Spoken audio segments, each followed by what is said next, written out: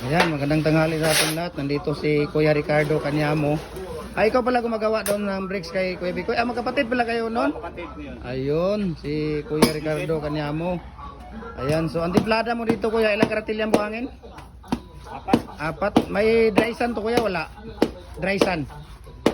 Dry sand, yung lupa, wala? Wala, wasan yung... Binder natin, wasan? Oo. Ilang karatilya na wasan? Kalahati na wasan. Tapos apat na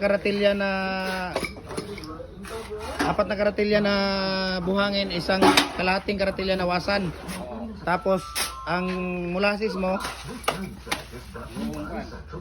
1/4 liter.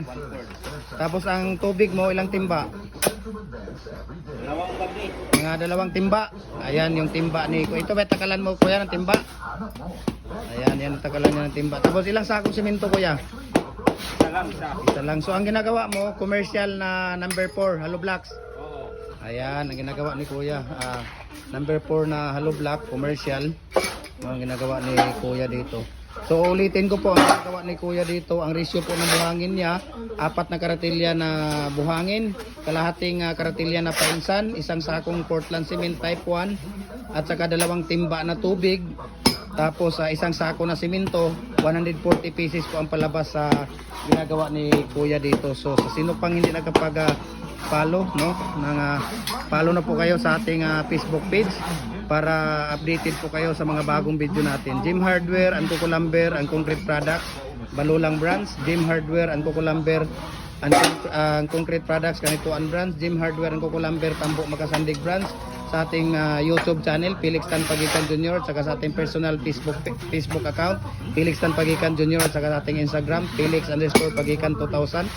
Ayan, si Kuya Ricardo Kanyamo. Ayan, salamat kayo Kuya ha, sa mga supporter natin no, sa ating mga followers. Maraming salamat po sa patuloy niyong pagsubaybay sa ating mga video, sa ating mga reels, sa ating YouTube channel, sa pag-share, comments, and likes po. Maraming salamat sa inyong lahat.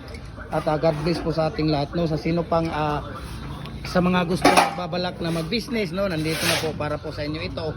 Sa gusto pang matutong gumawa ng hollow blocks, para din sa inyo ito.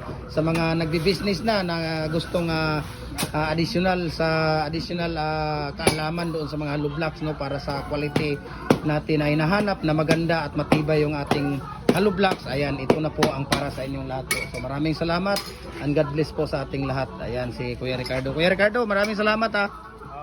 Ayun, magkapatid pala sila ni Kuya Angging.